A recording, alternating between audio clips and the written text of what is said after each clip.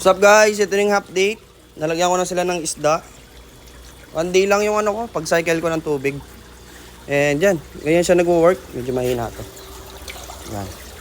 Ganyan siya nagwo-work. And then yan. Okay na siya, wala nang umaapaw. And sa mga nagtataka, marami nagtataka, paano ko daw nilagay ito?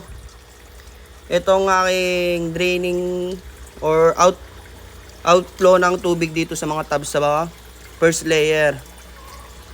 Gravity lang umila dyan. Akala kasi ng iba meron siyang pump na umihigop. Gravity lang yan guys. Ayun o. Sa ilalim. May valve din siya dyan. Ayun. Meron na rin siyang isda yan. Mga akre. Ilagyan ko na. Mga pastel natin. Albino silverado.